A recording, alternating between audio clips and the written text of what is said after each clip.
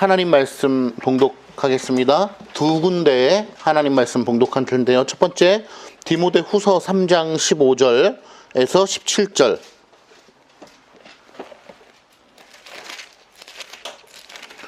디모데후서 3장 신약성경 345페이지 정도에 있습니다. 디모데후서 3장 15절에서 17절 말씀. 하나님의 말씀을 들으십시오. 또 어려서부터 성경을 알았나니 성경은 능히 너로 하여금 그리스도 예수 안에 있는 믿음으로 말미암아 구원에 이르는 지혜가 있게 하느니라. 모든 성경은 하나님의 감동으로 된 것으로 교훈과 책망과 바르게 함과 의로 교육하기에 유익하니 이는 하나님의 사람으로 온전하게 하며 모든 선한 일을 행할 능력을 갖추게 하려 함이라. 아멘. 16절 17절 한 목소리로 한번 같이 읽어보겠습니다. 시작. 모든 성경은 하나님의 감동으로 된 것으로 교훈과 책망과 바르게 함과 의로 교육하기에 유익하니 이는 하나님의 사람으로 온전하게 하며 모든 선한 일을 행할 능력을 갖추게 하려 함이라. 아멘. 다음 구절은 히브리서 1장 1절에서 3절 말씀입니다. 히브리서 1장 1절에서 3절 말씀. 신약성경 352페이지 정도에 있습니다. 하나님의 말씀을 들으시기 바랍니다. 옛적에 선지자들을 통하여 여러 부분과 여러 모양으로 우리 조상들에게 말씀하신 하나님이 이 모든 날 마지막에는 아들을 통하여 우리에게 말씀하셨으니 이 아들을 만유의 상속자로 세우시고 또 그로 말미암아 모든 세계를 지으셨느니라. 이는 하나님의 영광의 광채시요 그 본체의 형상이라. 그의 능력의 말씀으로 만물을 붙드시며 죄를 정결하게 하는 일을 하시고 높은 곳에 계신 지극히 크신 이의 우편에 앉으셨느니라. 아멘. 조명기도 하겠습니다. 주여, 이 시간 하나님의 말씀을 듣는 우리 모두가 주의 은혜로 우리의 심령이 열려 하나님의 말씀을 듣고 이해하고 깨닫고 주의 영광을 배우는 귀한 은혜의 시간 될 수 있도록 인도하여 주옵소서. 주여, 설교자의 입술을 통하여 말씀하시는 하나님, 기록된 하나님의 이 계시의 말씀을 통하여 우리에게 교훈하시는 하나님, 특별히 웨스트민스터 제1장 성경에 대하여 배우고 있는 이 시점에 우리가 성경에 대하여 어떻게 바라보고 그 권위를 어떻게 인정하고 성경의 내용이 어떻게 우리에게 적용되는지를 잘 깨닫고 알아 바른 말씀 또한 참되신 하나님의 말씀의 지식에 더욱더 이르러 오직 아버지를 기쁘시게 하고 우리의 심령 가운데는 풍성한 은혜를 누리도록 하옵소서. 예수님의 이름으로 기도드립니다. 아멘. 지난주에 이어서 웨스트민스터 신앙 고백서 제1장의 세부 항목들을 살펴보고 있습니다.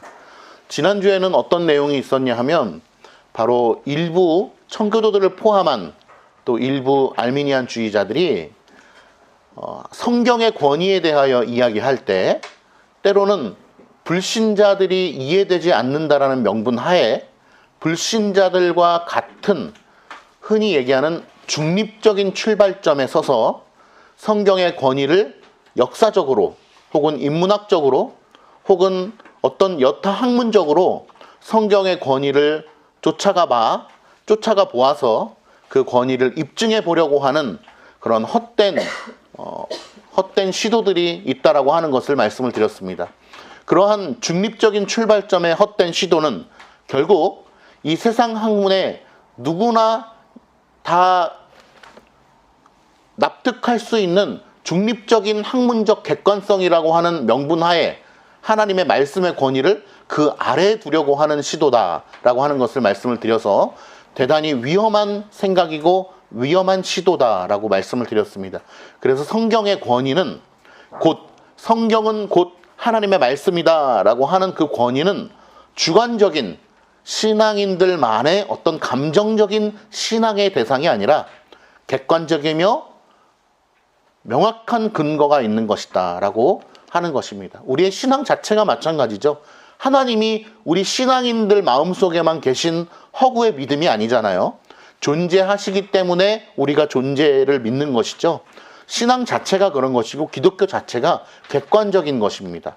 그렇기 때문에 어떻게 보면 어떤 종교 중에 하나라고 취급받는 것 자체가 굉장히 참 안타까운 일이죠. 그래서 기독교는 그냥 4대 종교 가운데 하나라고 그냥 일컬음 받는 것이 아니고 생명이고 그죠? 당연한 것이고 하나님의 존재 자체가 바로 기독교가 되는 것입니다.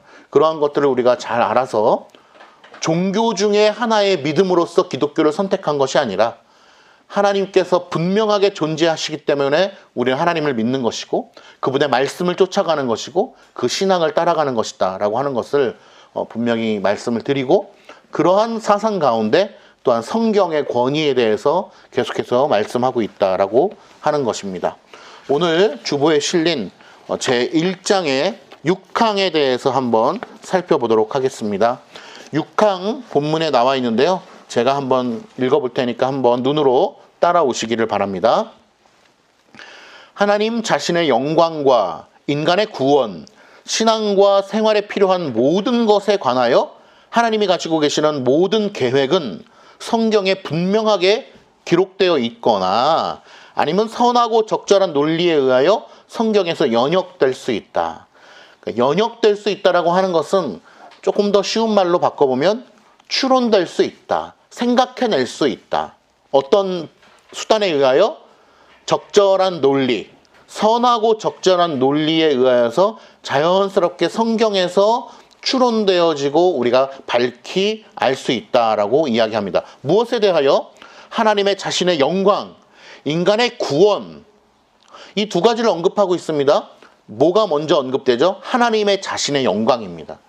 그러므로 우리가 웨스트민스터를 보던 성경을 보던지 구원론적 시각에서 성경을 보는 것은 대단히 중요한 것이지만 구원론적 시각보다 더 앞서는 것은 무엇인가? 바로 하나님의 영광이라는 겁니다.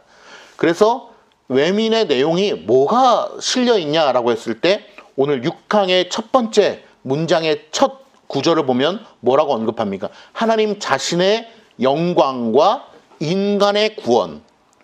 이것은 따로 떨어질 수 있는 것이 아닙니다. 왜냐하면 인간의 구원 자체가 하나님의 영광을 위하여 행하여지는 것이기 때문에 우리가 불쌍해서 우리를 살리고자 그런 것도 있지만 그 모든 것은 하나님의 영광을 위하여 실행되는 거죠. 그러니까 하나님의 영광과 인간의 구원은 나뉘어질 수 있는 부분이 아닌 것입니다. 그런데 사람들은 자꾸 나뉘려고 하는 그런 성향이 있거든요. 이런 말을 조심해야 됩니다. 그리스도의 영광만 나타날 수 있다면 뭐가 중요하겠어? 이런 말들. 그러니까 기독교는 과정 자체를 중시 여긴단 말이에요. 그 결과, 뭐로 가도 서울만 가면 되지 라고 하는 이 속담이 맞아떨어지지가 않는 것입니다. 기독교는 뭐로 가도 서울만 가면 되지 라고 하는 것이 아니고 뭐로 가는 게 중요한 것이죠. 과정이 중요한 거예요. 하나님께서 우리에게 말씀하신 과정과 수단과 방법이 중요한 것입니다. 그렇기 때문에 우리는 하나님의 영광과 인간의 구원론적 관점, 그죠? 인간의 구원, 이 두 가지를 통합적으로 생각하여서 전체 성경을 통하여 외민을 바라보는 것이 중요한 것이죠. 신앙에 필요한 모든 것에 대하여 다 기록되어 있다. 분명하게 기록되어 있다라고 하는 것입니다. 성경의 충분성을 이야기하고 있죠. 세부적인 사항들도 우리에게 연역될 수 있다. 추론될 수 있다. 알 수 있다라고 하는 거예요. 그러니까 우리는 때로는 왼쪽으로 가냐 오른쪽으로 갈 것인가 이거는 성경에 나와 있지 않지 않냐라고 이야기를 하면서 그것은 마음대로 해도 돼 라고 하는 방식으로 추론이 되어지면 안 된다라는 것입니다. 세부적인 사항까지도 결국에는 하나님의 말씀의 원리에 의하여서 개인적으로 적용하더라도 지혜롭게 원리 안에서 적용될 수 있는 것입니다. 한 가지 예를 들어 볼게요. 이 외민의 어떤 예배의 모범이라든지 정치 관련된 부분들까지 보면은 결국 주일 성수라는 개념이 있죠. 주일이라고 하는 이 일요일을 우리가 주일로 지킨다라고 하는 것은 변할 수 있을까요? 없을까요? 변할 수 없다는 것이 외민의 가르침입니다. 어떤 사람들은 좀 더 극단적으로 올라가서 초대교회에 그런 것이 어디 있었느냐, 사도들은 그런 것이 없지 않았느냐라고 하면서 주일날 모이게 된 것뿐이지 꼭 주일날 모여야 되는 것은 아니다. 필요에 의해서 다른 날 모일 수도 있다라고 주장하는 사람들도 있는데, 이것은 기독교의 역사와 교회의 형성 배경, 제도적 교회의 역사성을 무시하는 행동입니다. 그러므로 결론부터 말씀을 드리면, 외민이 우리에게 가르치고 있는 것 중에 하나는 일요일이 주일로 신적 권위 아래 형성되어서 우리가 이 주일에 예배를 드려야 한다라고 하는 것은 변할 수 없는 것입니다. 이것을 왔다 갔다 할 수는 없는 거예요. 이것은 원리입니다. 변할 수 없는. 그런데 그 원리 안에서 변할 수 있는 것들이 있습니다. 예를 들면 시간이라든지 장소입니다. 그것은 하나님께서 참 감사하게도 인간에게 맡겨주셨습니다. 시간은 조금씩 변할 수 있어요. 만약에 주일에 아침 9시에 일찍 드리는 예배가 있다고 하더라도 그거는 자유입니다. 혹은 어떤 교회는 우리는 오후 4시, 5시에 드리겠습니다. 그것도 그럴 수 있습니다.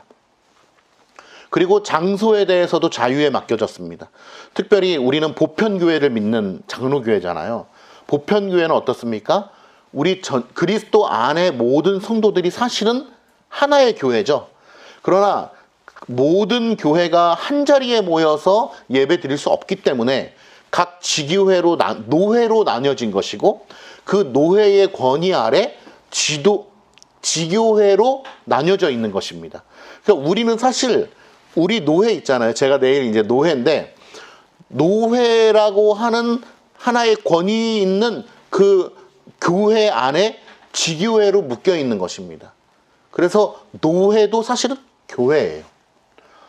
목사님들이 왜 자기 교회는 신경 쓰지 않고 노회만 가서 그렇게 일하려고 하느냐라고 하는 비판을 받는 경우도 있거든요. 근데 그 잘못된 비판입니다. 교회를 섬기는 것과 노회를 섬기는 것은 다른 것이 아닙니다.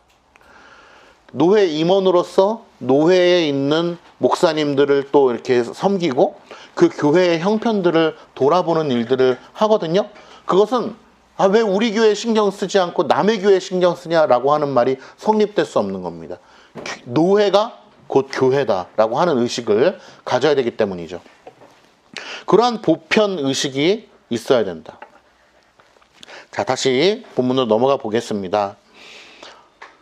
그러므로 네 번째 줄, 그러므로 이 성경에다가 성령의 새로운 계시에 의해서든지, 굉장히 참 아주 무지막지한 말입니다. 뭐냐? 이 기록된 성경에다가 심지어는 그럴 일도 없지만 성령의 새로운 계시가 온다고 할지라도 그것은 첨가될 수 없다라는 거예요. 성령님이 새로운 계시를 우리에게 추가해 주지도 않으시지만, 많은 사람들이 뭐라고 얘기합니까? 계시를 받았다라고 이야기하면서 성령님께서 나에게 계시를 주셨다라고 주장하는 부류들이 많잖아요. 웬민이 뭐라고 못 받고 있냐면, 이 완성된 계시에다가 성령님께서 뭐라고 얘기합니까? 제가 잠깐 놓쳤네요. 성령의 새로운 계시에 의해서든지 혹은 인간들의 전통에 의해서든지 아무것도 어느 때를 막론하고 첨가할 수가 없다라는 거예요. 성경은 완성되었기 때문에 더 이상 무언가를 첨가할 수 없다. 하나님의 계시의 말씀은 더 이상 첨가될 수 없다. 심지어는 뭐라고까지 얘기합니까? 성령의 새로운 계시라고 할지라도 그거는 아니다. 왜? 성령이 주시는 게 아니니까요. 그러니까 여러분, 많은 교회들이 지금 성령님의 새로운 계시를 받으면서 성령님께서 말씀해 주셨다, 하나님께서 이렇게 하라고 하셨다, 새로운 계시를 받고 목회를 하는 분들이 많이 계신데, 그러한 분들은 분명하게 잘못되었다라는 것을 우리가 인식을 해야 됩니다. 그거는 매우 조금 잘못된 것이 아니고 매우 이단적 사상에 불과한 것입니다. 그러므로 그러한 교회를 가서는 안 되는 것이죠. 그런 교회에 있는 자가 있다면 빨리 그것으로부터 구출할 수 있도록 우리가 도와줘야 되는 것입니다. 그 다음에 읽어볼게요. 그러나 말씀으로 계시되어 있는 그러한 것들을 구원론적으로 이해하는 데는 하나님의 성령의 내적 조명이 필요하다는 것을 우리는 인정한다. 기록된 하나님의 말씀을 읽고 우리가 구원론적 관점에서 이해하고 받아들이는 데 있어서는 누구의 도움이 절대적으로 필요하다? 성령님의 내적 조명이 필요하다는 것입니다. 똑똑한 사람이, 뒤에도 나오지만요, 똑똑한 사람이 유식한 자가 성경을 읽고 이해하는 것이 아닙니다. 하나님의 성령의 내적 조명하심을 받은 자가 하나님의 말씀을 이해하는 것입니다. 여러분, 우리 초등학생 여기 있고 오늘 호진이 못 왔지만 호진이가 푸는 문제집을 보시면은요, 굉장히 어렵다는 걸 느낍니다. 얼만큼 어렵냐? 성경보다 훨씬 어렵습니다. 호진이가 푸는 국어 문제집 보면 문학, 시, 무슨 산문, 뭐 종류별로 나오는데요. 제가 고등학교 때도 풀지 못했던 문제를 풀고 있어요. 우리 초등학생들의 수준이 그러하다. 그러므로 초등학생이기 때문에 아직 이해를 못해서 설교를 이해하지 못할 거예요 라고 하는 생각은 잘못된 거라는 거예요. 충분히 다 이해하고 받아들일 수 있어요. 여기에 계신 우리 장로님, 권사님, 집사님, 어려서부터 다 교회 다니지 않았습니까? 어렸을 때 교회 다니면서 그 당시에 뭐 주일학교도 있었지만 같이 부흥회 참여하고 뭐 부흥회 한다 그러면 다 쫓아다니면서 다니셨던 기억들이 있잖아요. 그때 나는 어려서 나는 못 알아들어, 이렇지 않았잖아요. 그 가운데 하나님께서 역사하시고 우리의 심령 가운데 깨닫게 하시는 것이 있단 말입니다. 그러므로 하나님의 말씀을 이해하는 데 있어서는 성령의 내적 조명이 필요하다. 그러므로 우리 교회는 앞으로 그런 말씀 하지 마시길 바랍니다. 아이들이 어리니까 이런 설교는 못 알아듣죠 라고 하는 것이 아니고, 우리 아이들에게도, 혹은 아이들뿐만 아니라 우리 모든 성도들의 심령 가운데 뭐가 있기를 소망해야 돼요? 성령님의 내적 조명하심이 있기만을 기도하는 교회가 되어야 된다는 거예요.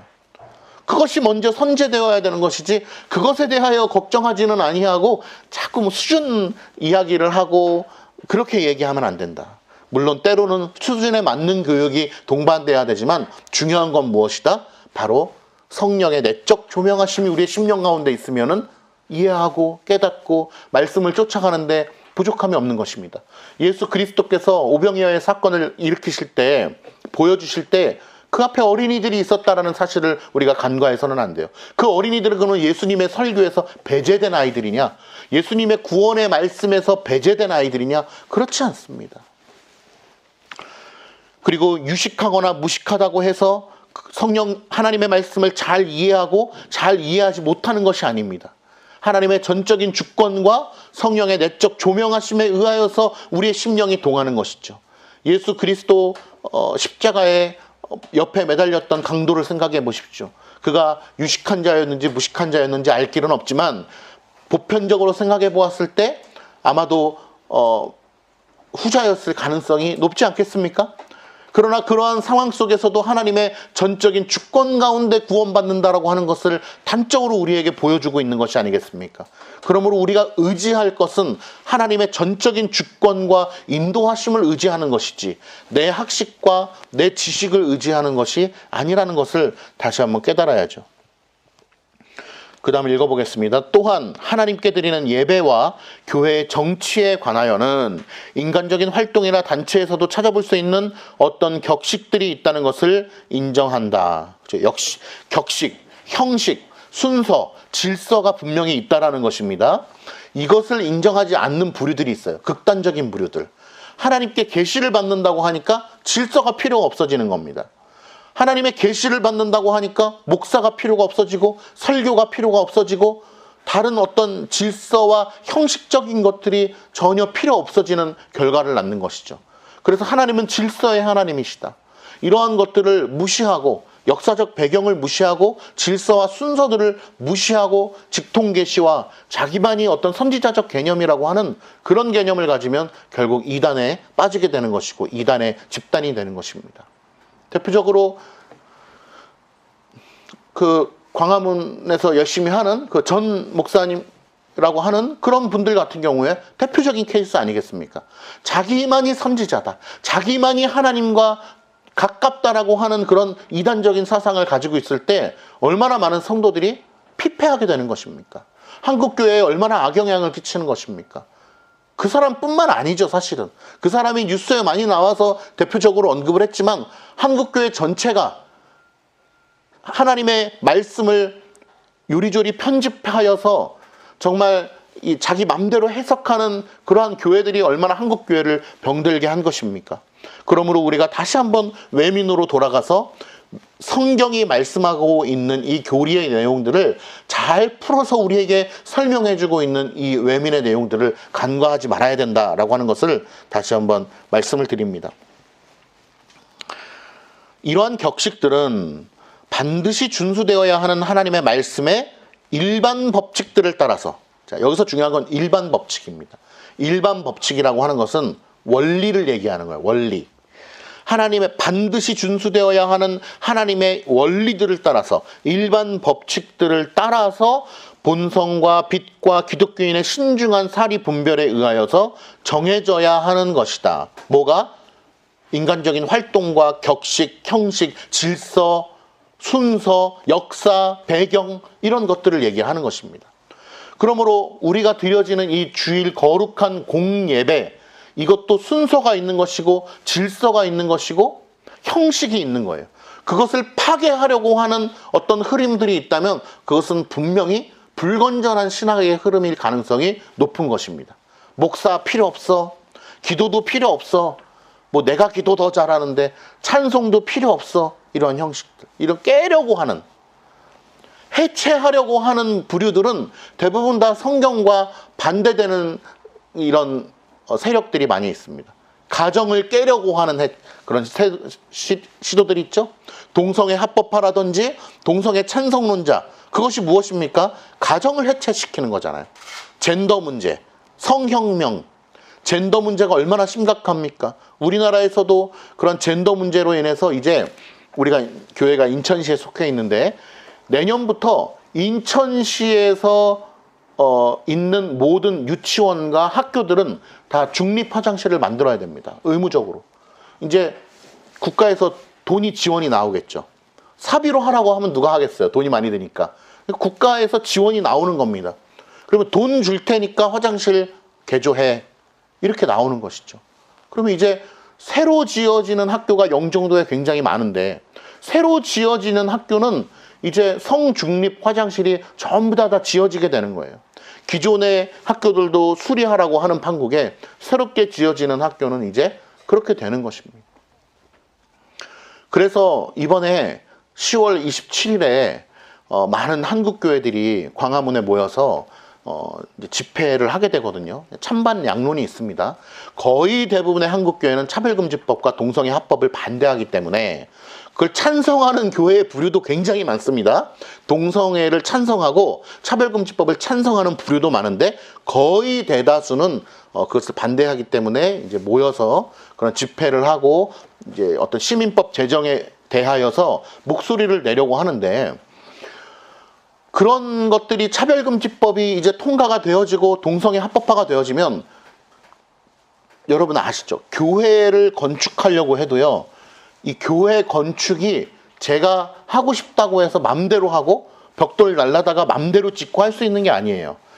건축사를 통하여서 계획서를 제출하고 그 계획서가 여기 같은 경우는 자유경제원인데 구청에 들어가고 건축과에서 심의를 하고 이렇게 건물을 짓는다고 그럼 또 빠꾸를 먹습니다. 안 됩니다. 이렇게 지면 안 됩니다. 이러한 것들을 구청으로 말미암아 지도를 받는단 말이에요. 건축가로 말미암아. 심지어는 그 건축의 색깔까지도, 그러니까 내가 세모로 짓고 싶다고 해서 세모로 짓는 게 아니고 이게 규정이 있단 말이에요. 지구단위 계획이라는 게. 그러한 것을 통해서 지도를 받는데 앞으로는 어떻게 될지도 모른다. 교회도 화장실을 3개를 만드십시오. 남자, 여자, 성중립 화장실을 만드십시오. 이렇게 될지도 모른다라는 거예요. 이미 우리 사랑가족교회 유튜브만 해도 제가 동성애 관련된 거를 올리면요 바로 경고장이 날라옵니다. 근데 웃긴 게 뭔지 아세요? 유튜브에 설교 영상을 많이 올렸잖아요. 거의 700개의 영상이 올라가 있거든요, 지금. 근데 경고를 2번 먹으면 그 채널이 다 폭파돼 버립니다. 날아가 버려요. 그동안에 올렸던 700개의 영상이 다 없어져 버려요. 기회를 주지 않아요. 유튜브 회사에서. 저는 경고를 1번 먹은 적이 있거든요. 동성애 관련해서. 그리고 또 1번 먹은 적이 있습니다. 근데 1번 먹고서 3개월 이내에 또 경고를 먹으면 이 채널이 없어져 버려요. 그냥 700개의 영상이 다 사라져 버립니다. 그러면 1번 경고를 먹었을 때 제가 동성애에 관련된 영상을 또 올릴 수가 있겠습니까? 못 올리죠. 두려워서 700개의 영상이 다 날아갈 수가 있는데 3개월의 유예 기간을 주고 3개월 후에부터는 또 다시 제로 베이스로 가긴 해요. 2번 정도의 제가 경고를 먹었는데 1번은 동성애. 그래서 영상이 삭제됐어요. 그 해당 영상이 그냥 삭제됩니다. 염한섭 원장의 영상이었는데 2번째는 2단. 우리가 지피지기 백전백승 그 2단 시리즈 했었잖아요. 2단 시리즈 중에서 2군데서 경고가 날라옵니다. 그래서 그 하나님의 교회하고 구원파에서 신고를 하는 거예요. 그러면 바로 무슨 모욕죄라고 그러죠? 그런 걸로 해서 신고가 들어가서 유튜브에서 경고장이 날라옵니다. 뭐라고 나오냐? 한 번만 더 이런 신고 들어가면 네 채널은 이제 보장될 수 없어. 너 불만 갖지 마. 이 경고장이 나와요. 우리가 네 채널을 그냥 다 없앨 수도 있으니까 너 남을 모욕하는 그런 행위는 하지 마. 벌써 차별금지법이 우리나라 안에 그렇게 시행되고 있는 거예요. 암암리에. 헌법은 기본적으로 평등을 이야기하고 차별받지 않는 것을 얘기하고 있음에도 불구하고 실제적으로는 어떻습니까? 차별을 받고 있는 거죠. 동성애는 난 나쁘다고 생각한다. 그러면 삭제. 그러한 시대를 살고 있는 것입니다. 그래서 우리가 어쨌든 그러한 것들을 좀 생각을 해야 된다라고 하는 것이죠. 그 다음 읽어보겠습니다. 본성의 빛과 기독교인의 신중한 사리 분별에 의하여 정해져야 하는 것이다 라고 오늘 6항의 이야기를 하고 있습니다. 성경은 여러분 1번 괄호 1번 볼게요. 하나님의 종결된 계시, 지금은 문서화되어 있음, 종결된 계시가 인간의 모든 영적 필요를 위하여 완전히 충분하다. 여러분 우리는 이것을 늘 강조해야 돼요. 성경의 충분성. 그래도 우리가 뭐 돈가스를 먹을 것이냐 우동을 먹을 것이냐 이런 건 안 나와 있잖아요 라고 주장할 수 있어요. 그러면 그런 거는 나와 있지 않으니까 성경은 불충분하다라고 얘기할 수 있냐? 절대 그럴 수 없다는 거예요. 우동을 먹을 것인가 돈가스를 먹을 것인가는 안 나와 있죠. 분명히. 그렇다고 해서 성경이 불충분하다라고 우리가 얘기하면 돼요? 안 돼요? 안 된다라는 거예요. 그럼에도 불구하고 성경은 충분하다. 왜? 원리적 관점에서 우리가 상식적으로 깨달을 수 있는 관점에서 우리에게 다 조명해 주시기 때문에 그런 것입니다. 자, 동그라미 1번. 그리스도께서는 자신을 뭐라고 말씀하셨을까요? 요한복음 14장 6절에 보면 나는 뭐요? 찾아볼까요? 요한복음 14장 6절. 다 아시는 말씀인데 이제 갑자기 물어보니까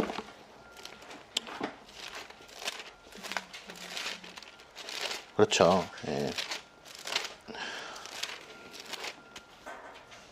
진리요. 그렇습니다. 내가 곧 길이요 진리요.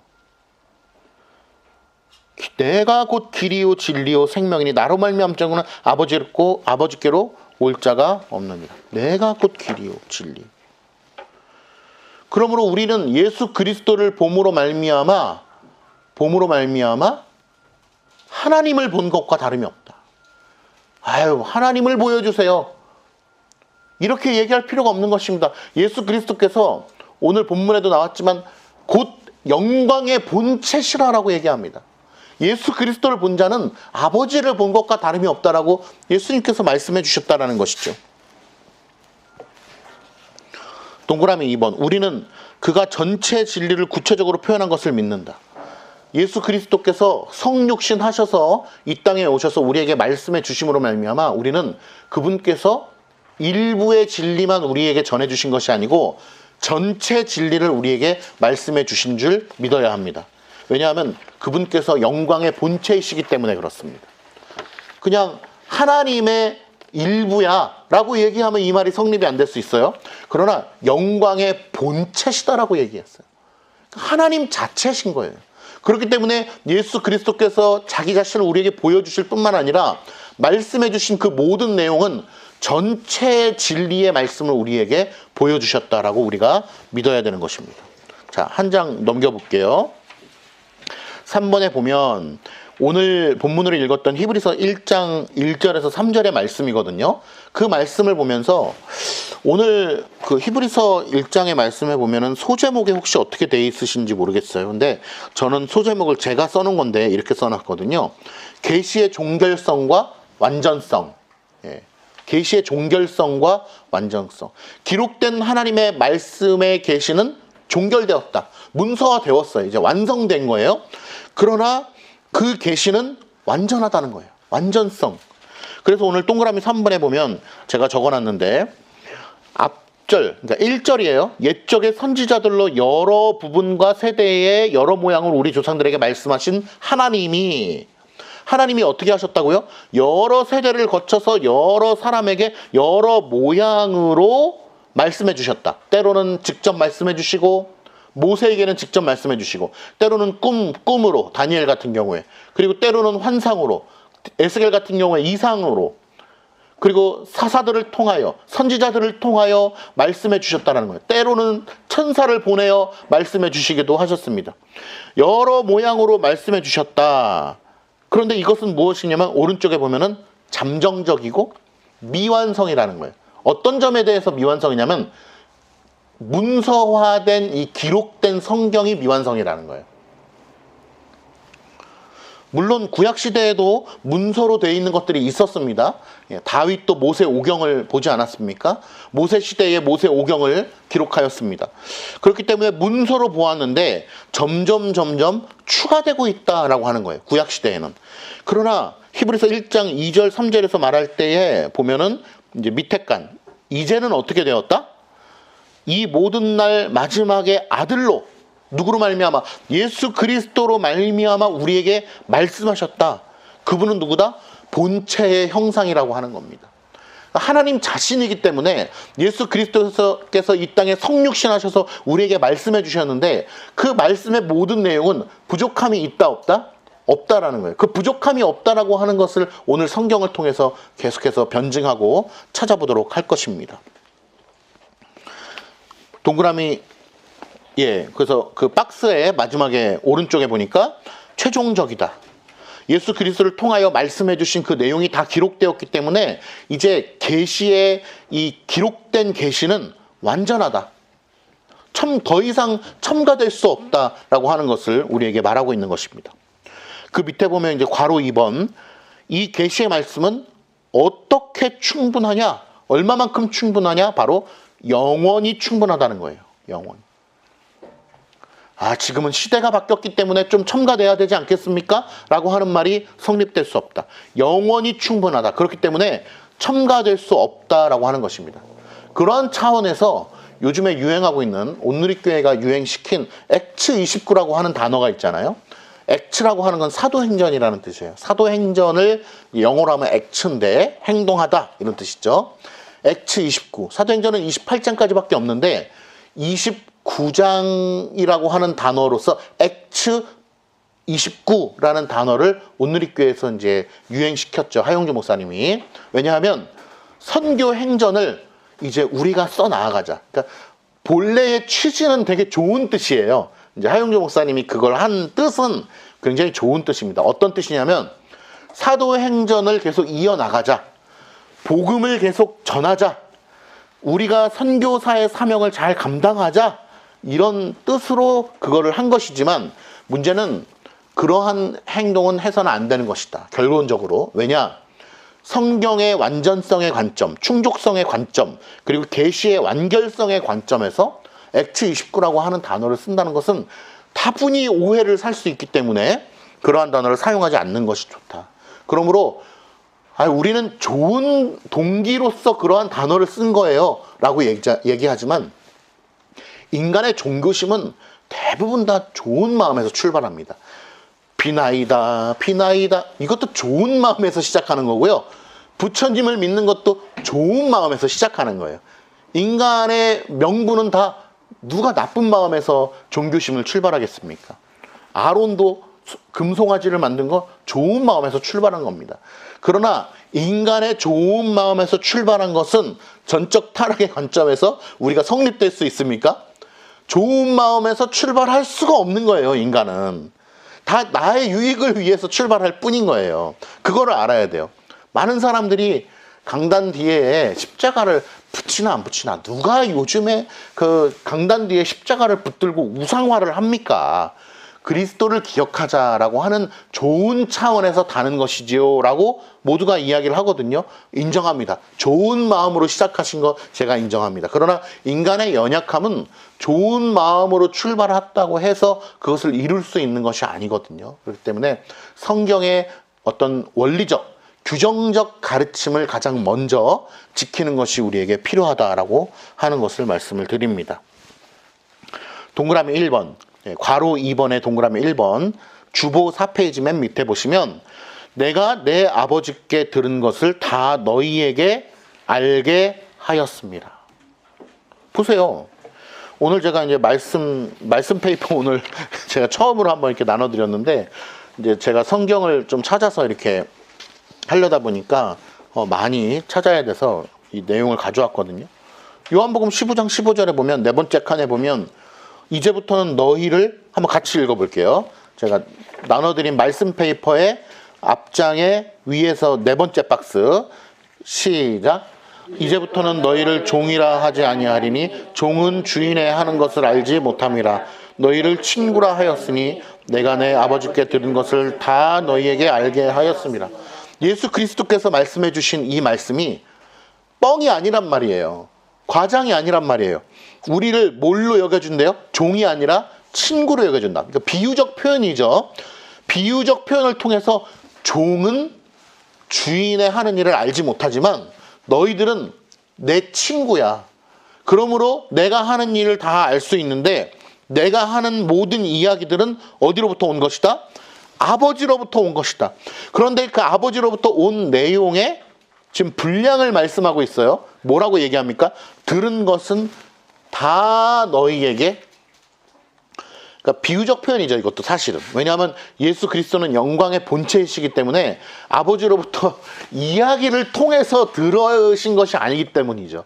그럼에도 불구하고 우리에게 이렇게 표현해 주시는 거예요. 들은 것을, 그래서 오늘 이 15장 15절에서 중요한 거는요, 다입니다. 다에다가 동그라미 치세요. 다 너희에게 알게 하였다. 조금 알게 하신 것이 아니라 거의 다 알게 하신 것이 아니고 다 알게 하신 거예요. 그럼 이것을 물리적으로 이해하시면 안 됩니다. 그러면 우리는 하나님에 대해서 100% 모든 것을 알고 있구나. 물리적으로. 그것이 아니고 이 다라고 하는 것은 무슨 뜻입니까? 온전하게 다. 온전성을 이야기하는 거예요. 구원을 이루어가는 데 있어서 부족함이 없고 너희가 알아야 할 만큼에 대해서 부족함이 없을 만큼 충분히 온전하게 다 너희에게 알게 하였습니다 라고 이야기하고 있는 것입니다. 그러므로 완성된 이 계시의 말씀을 통하여 우리는 하나님에 대해서 온전히 알 수가 있는 거예요. 온전히. 물리적으로 100% 알 수 있다라는 게 아니고 온전히 알 수 있다. 하나님께서 우리에게 알아야 될 만큼 우리에게 온전히 다 계시해 주신 것입니다. 이해가 되시죠? 주보 5페이지에 보시면, 그렇지만 세부적인 면에서라기보다는 원리적인 면에서 충분하다라는 것이다. 이것이 굉장히 지혜가 필요로 하는 부문이 우리에게 온 것입니다. 완전하다, 충분하다, 충분성, 완전성, 온전성을 이야기하는데, 세부적인 면에서라기보다는 아까 돈가스랑 우동을 말씀드렸죠. 원리적인 면에서 충분하다라는 거예요. 그러므로 많은 사람들이 그들의 상상력을 따라서 개별적인 경우에 일반적 원리를 적용시킬 수 있다라고 하는 것이죠. 적용시킬 수 있다.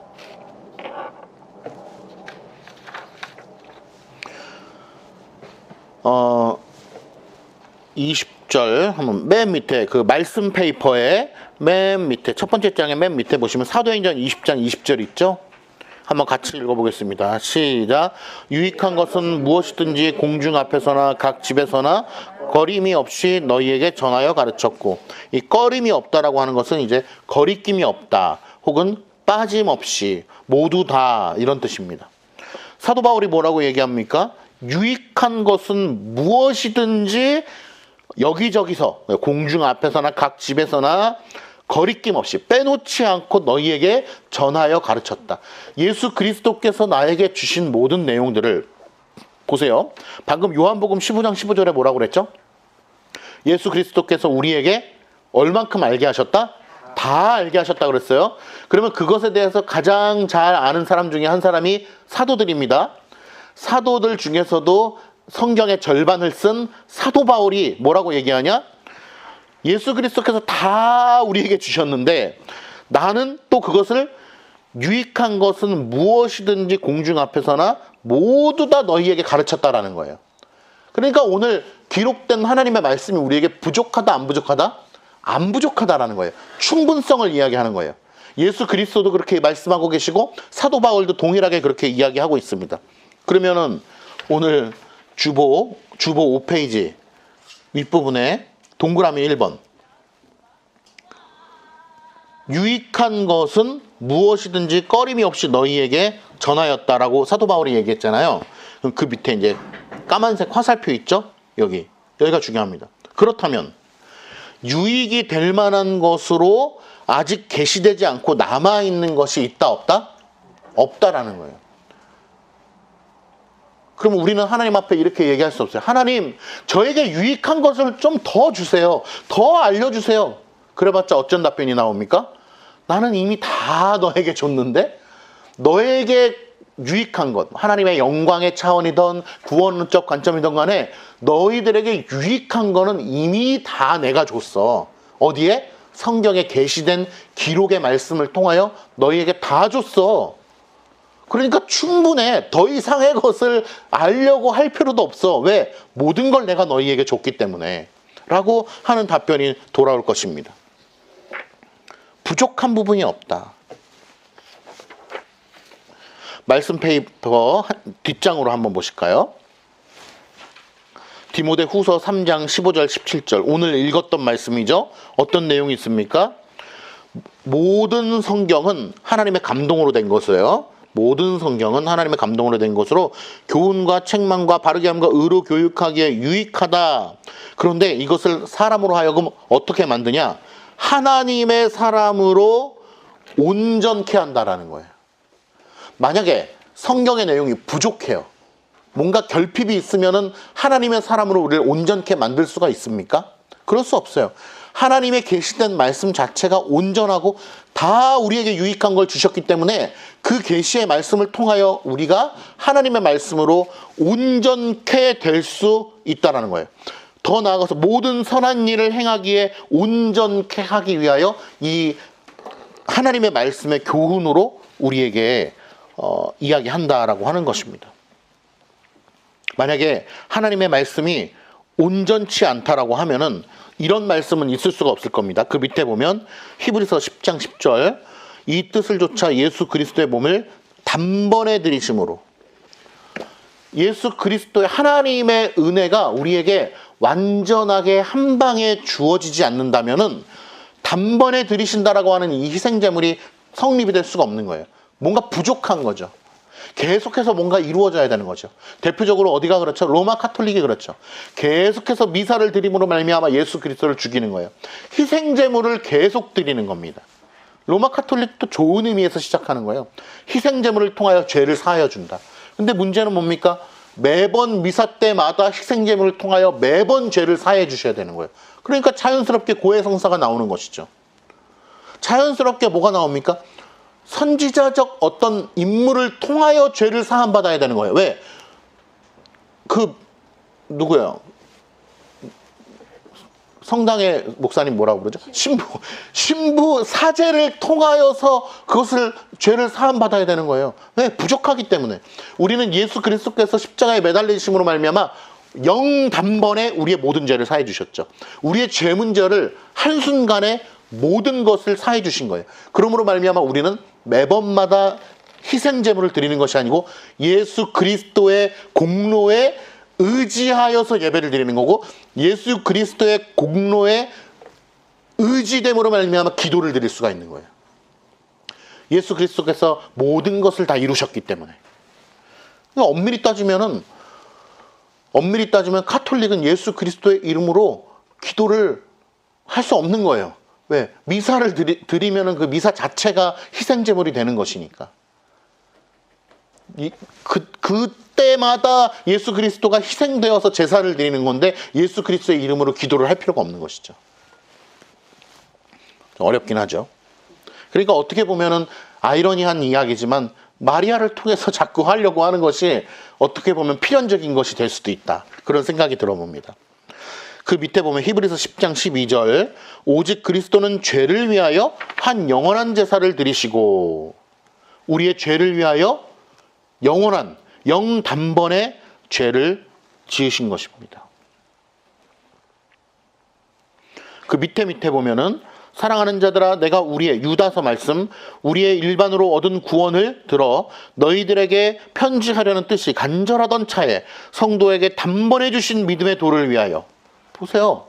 하나님께서 성도들에게 믿음을 주셨는데 어떻게 주셨다고요? 단번에. 그러니까 인생의 과정을 허락해 주시지 않은 것이 아니고 단번에 줬다라고 하는 이 의미가 어떤 의미를 포함하고 있는 거냐? 예수 그리스도의 희생 제물이 단번에 드려졌다라고 하는 것입니다. 희생 제물의 단번에 드림이 결국에는 계시의 충분성까지도 연결이 되는 거예요. 그러니까 성경의 모든 내용들은 다 이 구슬을 실 꿰듯이 다 연결이 되어 있는 거예요. 교리라고 하는 것이 그렇습니다. 하나가 무너지면 다 무너지는 거예요.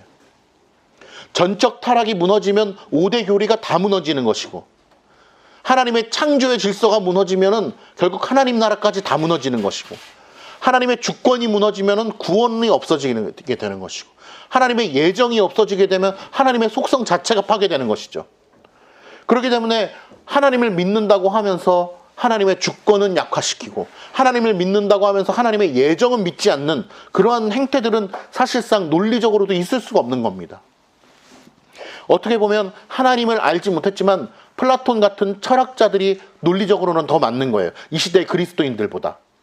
플라톤의 이데아 사상은 사실상 성경의 철학적 관점과 맞아 들어가잖아요. 어떻게 보면 논리적으로 더 맞는 것이죠. 자, 동그라미 2번 주보에, 주보 5페이지에 동그라미 2번. 성경은 신자로 하여금 능히 온전케 할 수 있다고 말한다. 말씀만이 우리를 온전케 할 수 있다. 우리가 죄란 무엇인가 이런 질문을 하잖아요. 죄란, 쉽게 얘기하면 하나님께서 하라고 한 것을 하지 않고 하지 말라고 한 것을 하는 게 죄잖아요. 그러므로 우리를 온전케 하시는 것은 결국 주 안에서, 하나님 안에서 온전케 되어야 되는 것인데, 하나님의 말씀에 반응하고 하나님의 말씀대로 살기를 간절히 소망하는 사람만이 온전케 되어질 수 있는 것입니다. 인간적으로 봤을 때 인격이 훌륭하고 도덕적으로 뛰어나다고 해서 온전한 사람이 되는 것이 아니고 하나님의 말씀에 반응하는 사람들이 온전케 되는 거예요. 그러므로 우리 사랑가득교회 건속 여러분들은 온전케 되어가고 있는 과정에 있는 것입니다. 하나님의 말씀을 듣는 사람들이기 때문에 그런 것이죠. 예, 주보에 이제 그 밑에 내용은 이제 제가 설명해드렸던 말인데, 맨 밑에 줄에 보면 마귀의 괴계를 능히 대적하기 위해 하나님의 전신갑주를 입으라고 했겠는가? 만약에 성경이 충분하지 않다, 완전하지 않다라고 한다면은 어떻게 말씀의 전신갑주를 입으라고 얘기해요? 하나님의 말씀이 충분치가 않은데. 전신갑주가 그러면은 부족한 전신갑주죠. 부족한 전신갑주를 입고 사탄과 어떻게 싸워서 이길 수가 있겠습니까?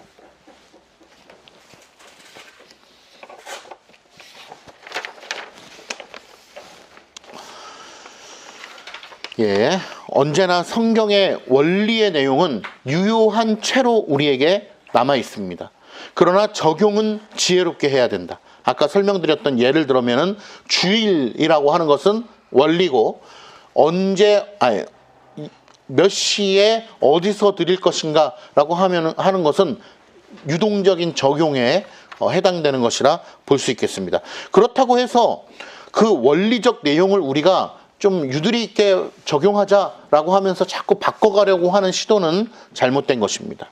예를 들면은 예배를 드린다라고 하는 것 자체는 원리적인 것이죠. 그리고 예배의 내용도 원리입니다. 예배 모범에 보면은 예배 안에 있는 내용을 맘대로 바꿔가면서 예배를 드릴 수 없는 것입니다. 혹시 이제 그런 교회를 보신 적이 있을지 모르겠는데, 특히 요즘에 젊은 예배들을 보면은요, 예배 형식이 없잖아요. 이런 예배의 어떤 묵상 기도나 어떤 참회 기도나 이런 순서가 없어요. 어떻게 시작합니까? 그냥 기타 들고 찬양으로 시작합니다. 찬양하다가 어떻습니까? 그냥 바로 성경 우리 한 구절 볼까요? 그러고서 바로 설교에 들어갑니다. 설교하고서 보통 어떻게 합니까? 통성기도로 들어가면서 또 다시 찬양으로 해서 막 뜨겁게 올리다가 축도로 끝나거나 주기도문으로 끝나거든요. 형식이 파괴된 것이죠. 그것은 매우 극단적으로 잘못된 행위다. 왜? 예배의 순서는 우리에게 자유를 맡겨주셨어요. 예배 모범에 보면 우리도 예배 순서가 있잖아요. 그러면 예를 들면 교동문을 좀 뒤에 가서 해도 됩니다. 어떤 헌금을 좀 앞에 가서 해도 됩니다. 그럴 수 있습니다. 그러나 이 내용들이 아예 파괴되는 것에 대해서는 원리를 어기는 것이 될 수 있다. 예를 들면 노회와 총회, 당회 이런 것들은 하나님의 말씀의 권위로 세워진 것이죠. 그러나 그 안에 있는 세부적인 내용들은 당회를 언제 모일 것이냐, 노회를 언제 할 것이냐, 이런 것들은 세부적으로 사람들이 적용할 수 있는 것입니다. 그 모든 것들이 결론적으로는 하나님의 법의 질서 아래서 이루어져야 된다는 거예요. 우리의 예배도 마찬가지, 교회 안의 질서도 마찬가지. 하나님의 원리적 법이 우리에게 적용된다라고 하는 것입니다. 오늘 말씀을 마무리하려고 합니다.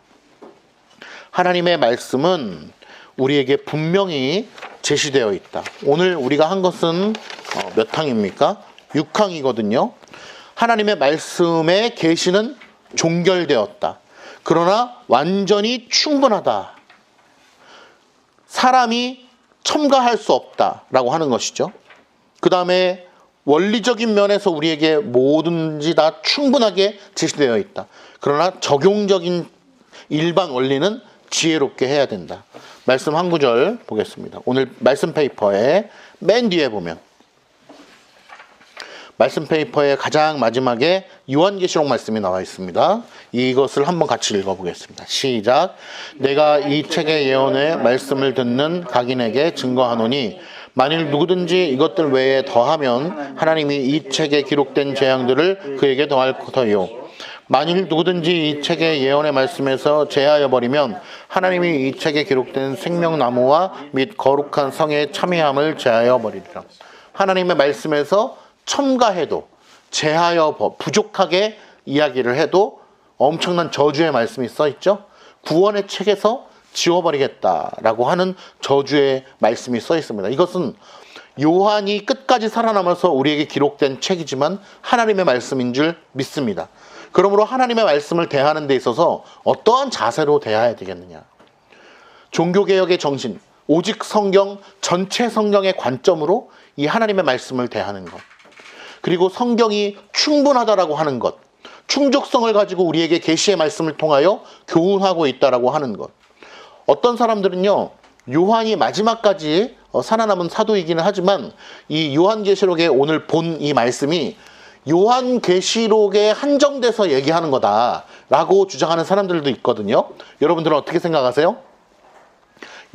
사도 요한이 전체 성경에 관련해서 제하거나 첨가하거나 그러면은 저주를 받을 것이다라고 얘기하는 거냐? 아니면 자기가 쓴 책에 대해서만 그렇게 이야기하는 거냐? 혹은 요한계시록에 관련돼서만 그렇게 이야기하는 것이냐? 답을 알려드리겠습니다. 두 가지 다 상관없다. 왜냐?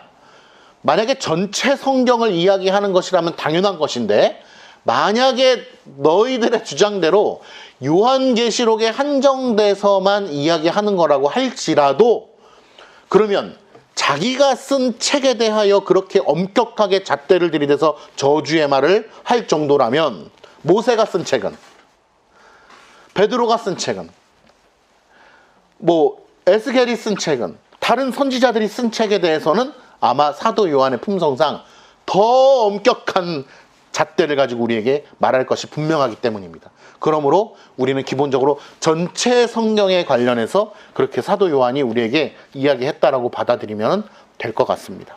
오늘 말씀을 통해서 성경의 권위, 그리고 종결된 계시, 첨가될 수 없다라고 하는 사실들, 이런 사실들을 다시 한번 살펴봄으로써 우리 안에 성경의 권위의 말씀이 다시 한번 깊게 뿌리박는 시간이 되기를 바랍니다. 기도하겠습니다.